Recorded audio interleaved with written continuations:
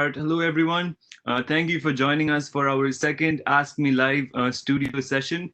My name is Jinesh, and I'm a student at Memorial University. I am in my third year of computer science honors, focusing in software development. I am the ambassador of Memorial University and also the executive of the Indian Youth Association here in St. John's. Ask Me Live studios take place every Wednesday and Friday, 2 p.m. to 2:30. So it's always better to join a little early, though, if you can. Today we have Dr. Echo Pittman and Mrs. Kelly Knight joining us from the Academic Advising Center. Thank you so much for taking out the time and joining with us to answer student questions. Before we get started, though, I have a couple of housekeeping items to mention. This session is being recorded, so if you are participating, you're automatically consenting to that. Also, please ensure your mics are muted and your videos are turned off. This is just to help easily facilitate the session. And if you have a question, you can always put it in the chat. That's the main reason why we are here today, to get all of your questions answered. And if you do have a question that we don't get to, there's nothing to worry about. We will be following up. And if for any reason your question still goes unanswered, you can feel free to shoot an email at ask@mun.ca, ask@mun.ca.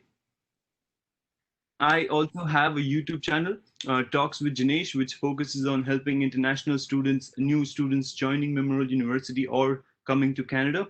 The name of the channel is Talks with Jinesh. I've got a board up here as well. Check it out and it will serve you a lot of value. Okay, so let's get started. Dr. Pittman, we'll start with you. Can you tell us a little bit about yourself and your role within the Academic Advising Center?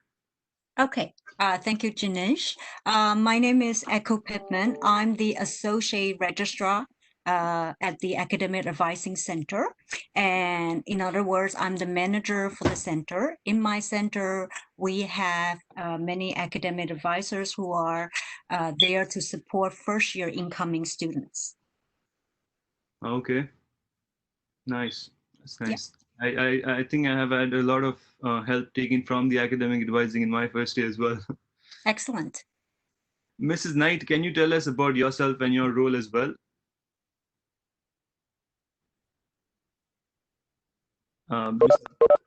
Kelly, you are muted. I muted myself at the beginning like we were told to be nice and quiet. So my name is Kelly Knight. I'm one of the academic advisors at the Academic Advising Center. I've been with the Registrar's Office for almost 20 years now and with Academic Advising for close to 15. So hopefully I'm a good resource to have on this call here. I'll keep an eye on the chat, the questions that come in, and hopefully I can jump in and answer any as they come in. Okay, yeah, that's nice. So the first question that we have from a student here is, how do I look up the fall semester's course offerings? There are two ways. First is you can go to the registrar's office and look for course offering, and through there you will get the website. Or another way, well, the easiest way is to log into mymonk.ca, go into the self-service portal, and then select registration. And then you will then see view course offerings. From there, you will be able to see all the course offering for the fall semester. Okay, yeah, that's helpful. Kelly, is there anything you want to add? No, I think that's good. I'll just put the link to the Registrar's Office course listings there. But yeah, the best way is probably the self-service option. I guess the only thing that we've noticed over the years that's a little bit different is sometimes the reserves don't show in self-service.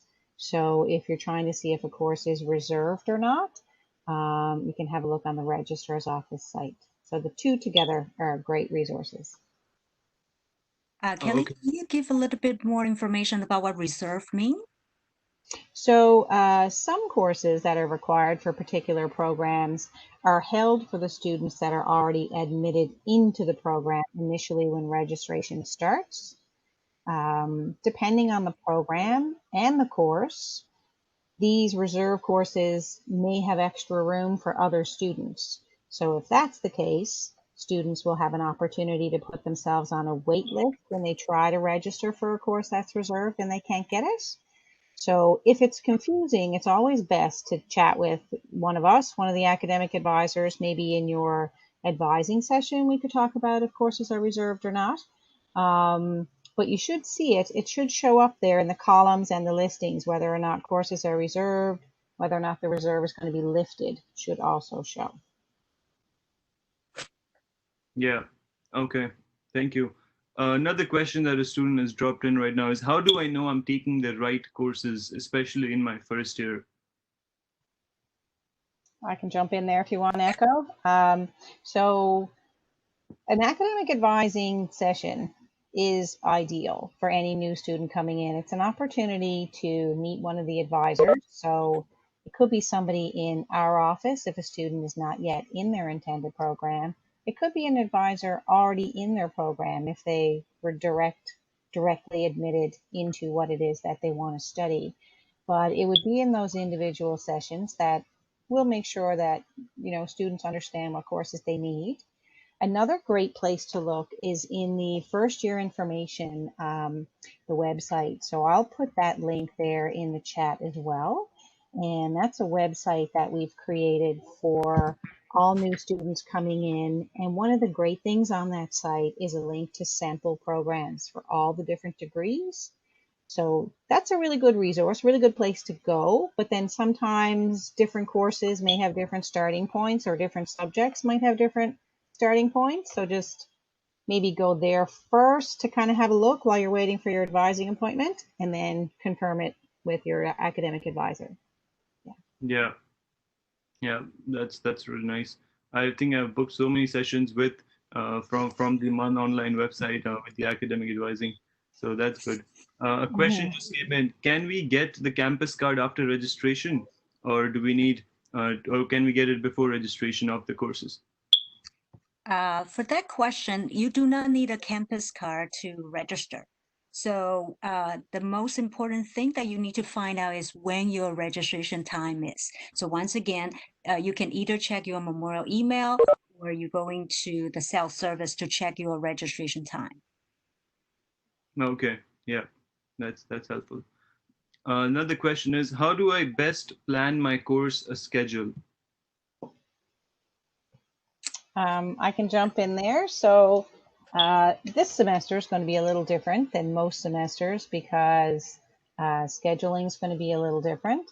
So one thing you might notice is that some courses have days and times listed, and other courses don't have any days and times listed. Or actually, sometimes it looks like they'll show a time that's 12 o'clock to 12:01 just because something has to fill in there. That's not an error message. That's just the way it shows up for online courses. So if none of the courses that you want to take have any days or times listed, then those are online courses. They're set up as online courses. They're offered as online courses, and they're fully developed as online courses. And you wouldn't have to worry about clashes in a schedule or what time your class is meeting or anything like that.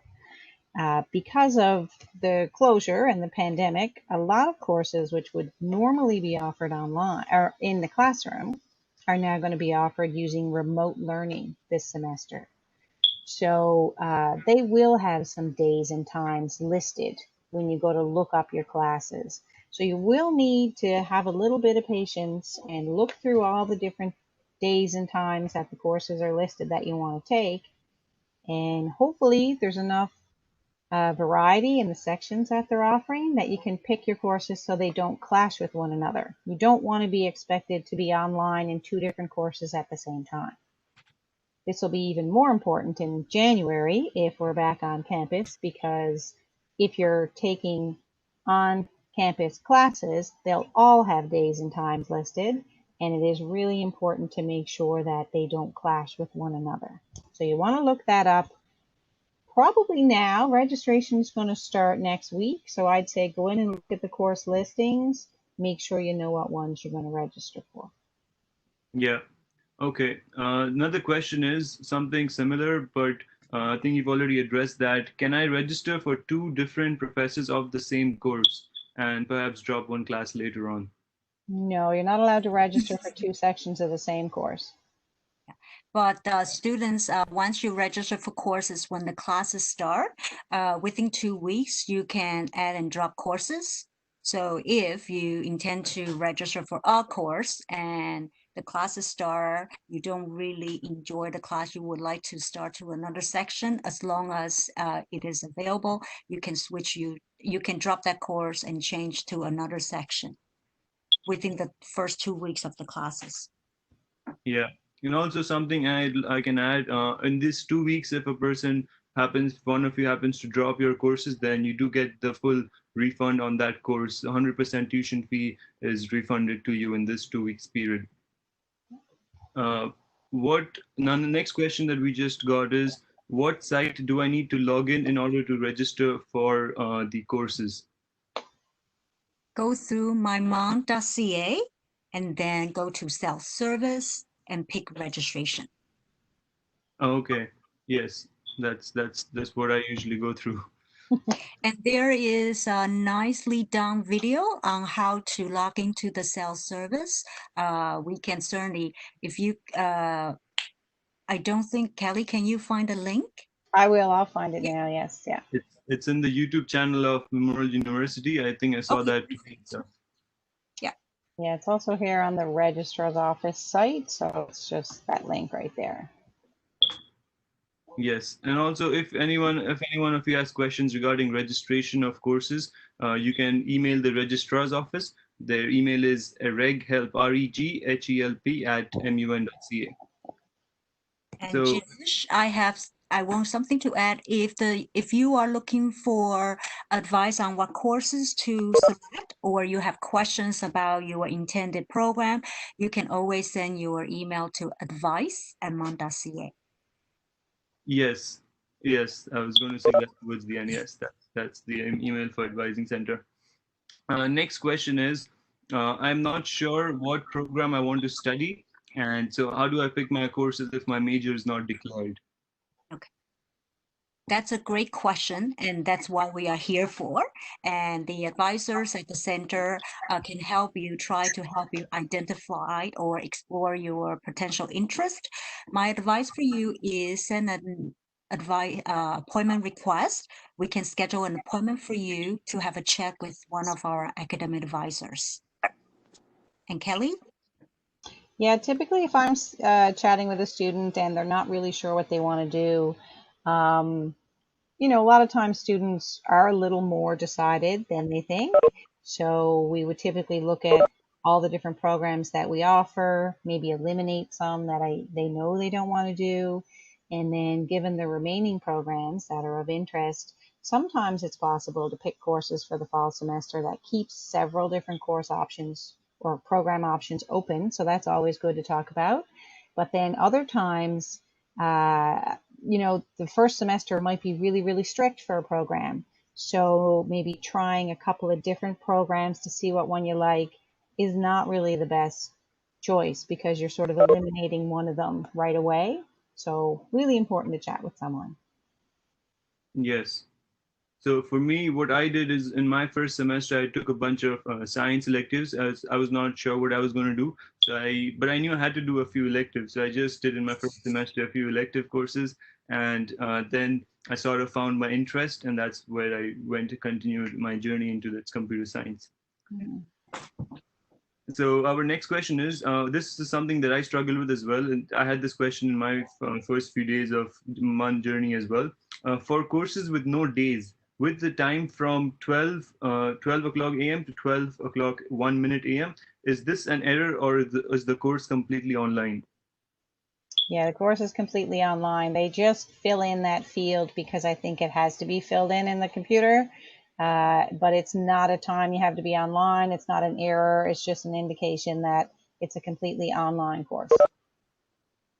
Oh, okay, yeah, that's good. Next question is, how do I best plan my course schedule when I'm taking so many classes?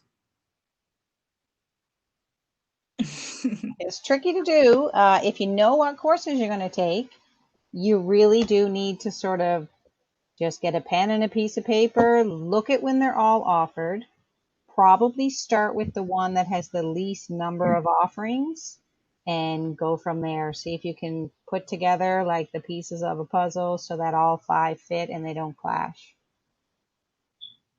Oh, If, okay.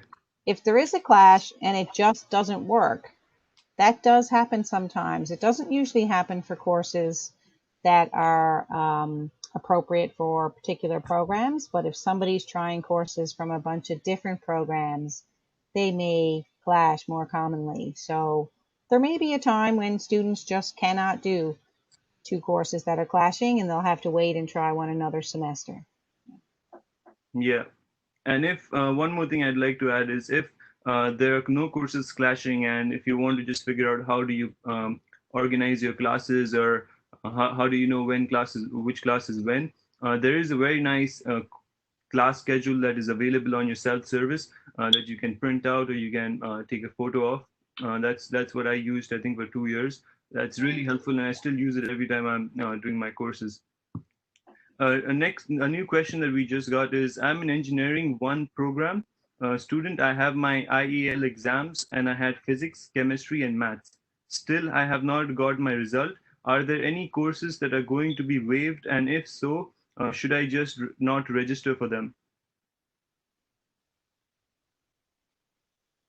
Now, I'm not exactly sure about the procedure for having those particular courses evaluated for transfer credit, but anybody waiting on a transfer credit, it's probably a good idea to go ahead and register for the courses that you would need if you don't get any transfer credits. And then hopefully you'll receive them before the deadline to be able to change your courses. The registration system won't let you register for the next ones. So if the prerequisites are not in the system, or if you need a course that you're hoping to transfer in order to do the next one, the system's not going to let you register for it. If it gets really close to class and you're pretty sure they're going to be transferred, you can always talk to the instructors or the departments just to see if they will allow you to sit in, well, not sit in, but maybe join in on the higher level classes, but that would be something that would require permission from the department. So if you're waiting on transfer credits, maybe go ahead and register for the ones that you would need in first year if you didn't get any. Yeah. Okay. Yeah. Next question is, I am currently out of Canada, so do I need to get a campus card for my fall semester? Is it required for the online exams? I have no idea. Echo, do you know if they need a campus card to write the online exams? I wouldn't imagine. I don't think so. No. So I assume is that an international student? I think so. Yeah. So if you are international students, you are planning to take courses online, and it's fine. However, I strongly encourage you to get in touch with us, our international student advisor, who are trained to give you immigration related question and about the study permit. You should get those information now so that it can help you make informed decision what you want to do for the fall. And their email contact information is international@mont.ca. Okay. Yep. So our next question is, I want to register for a class in the fall and a prerequisite is required. The issue is that I have opted to take the final exam for the prerequisite course in late August. However, I need to register for the fall course this month. So do you anticipate any issues? I guess that's the math exam that they're talking about. I think math is the only one that delayed some of their final exam writings. And typically, if you're registering for a course and you're currently registered for the prerequisite, that's okay. That happens a lot, that you're currently doing a course. So it should be okay if you go ahead and register for the next one.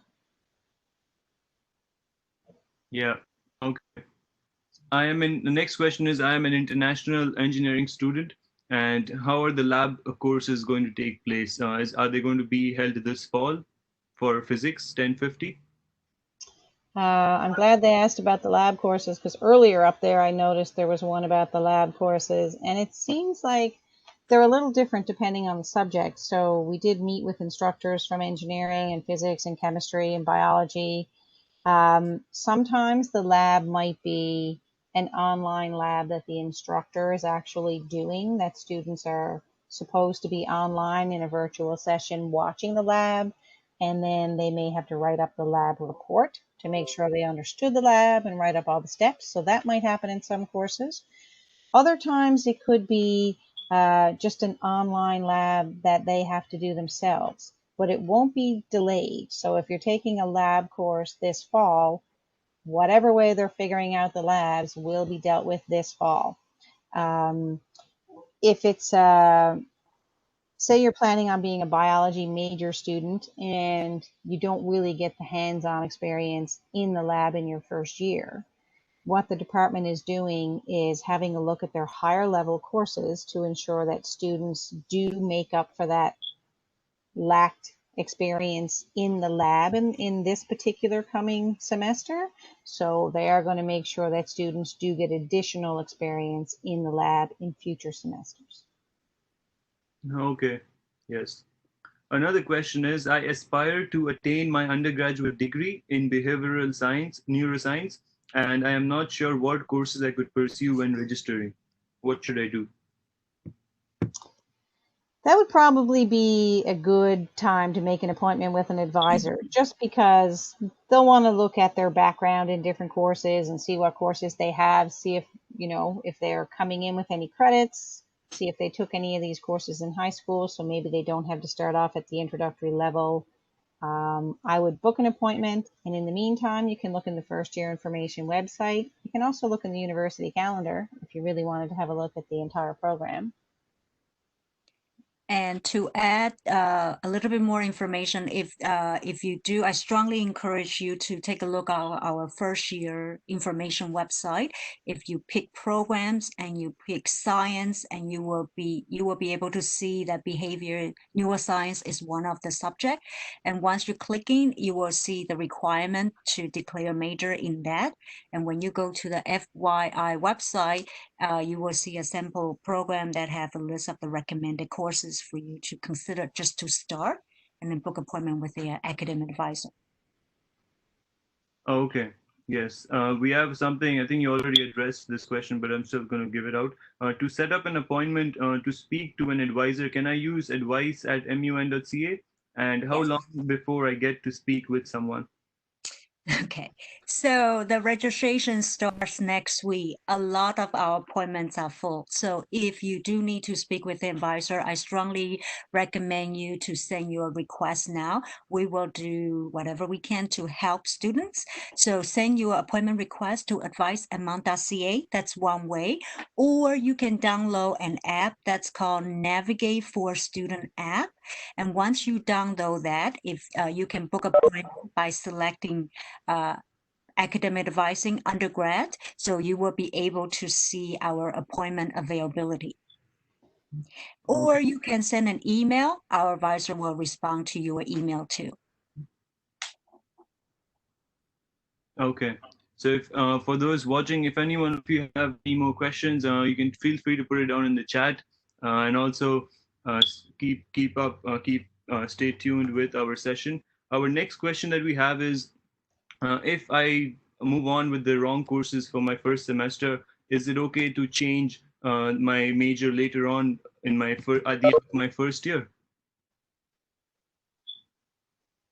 Yeah, it's definitely okay to change programs. You don't have to stick with whatever program you thought you might do before you came in.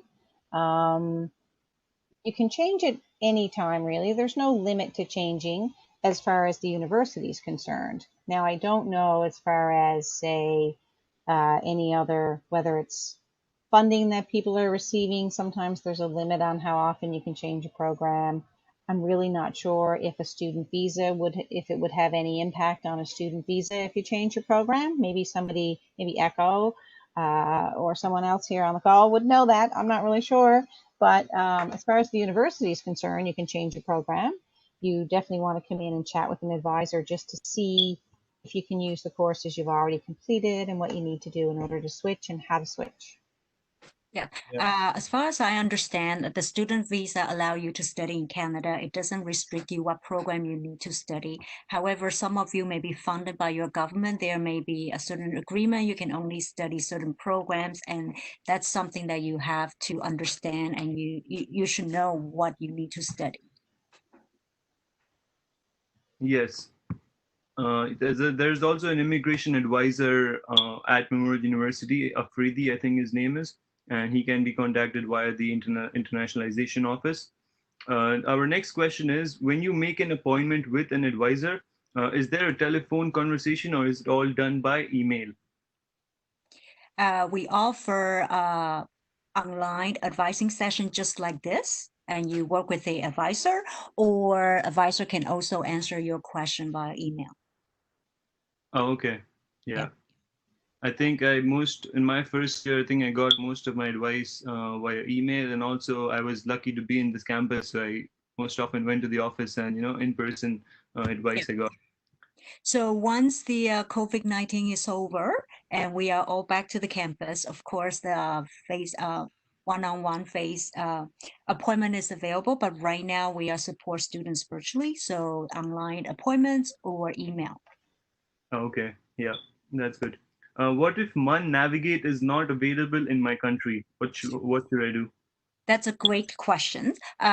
We know that in some countries that you may not be able to download Navigate. There is a website version, desktop version that you can get in. I know that a couple of Chinese students are able to get into Navigate through that website. I will try to, Kelly, are you able to find that for students? If you just go to the Sure. Navigate website. Yep. It does show the how to download the desktop version. Yes, so I'll put that link right there in the chat as well. I think it's just taken a. It looks like this might be the link. Okay. Yeah. Yeah. Also, for those who do understand a little bit in computers, if you know what VPN is, you can try that. VPN is something where you can change your IP address and pretend as if your computer is in Canada, and then you will get access to the MUN Navigate if it is giving you a problem. But that is it for this session. If anything, if any one of you have any finishing words, any finishing last minute advice you want to give now, any one of you has. The advice I give you is registration starts July 14th, and many of the courses, many of you are going to register are our first courses. They can be filled up really, really fast. So once your registration time is up, go ahead to register. Do not wait too long. If you wait too long, you may not be able to find any courses that you intend to take because they are awful. Yes, for sure. Yeah. So even if, like for my case, there was a time when the course I wanted to register for was full, but there was a waiting list. So I put my name in the waiting list, and then later on, I think a week later or so, I got admitted. So that is something that they can do as well. Yeah. Now, if you have any more questions regarding academic advising, please contact advice@mun.ca, advice@mun.ca. And the next live studio session is next Wednesday, July 15th at 2 p.m. It is the Faculty of Engineering and Applied Sciences Q&A with Dr. Greg Netterer and the Dean of Engineering and Applied Science. So that is it for the session. Thank you so much, Dr. Echo Pittman and Mrs. Knight, for joining us in the session. It's been an absolute pleasure. Thank you so much. Have a great day. Thank you very much. It was Thank nice to be you. here. Bye. Bye bye.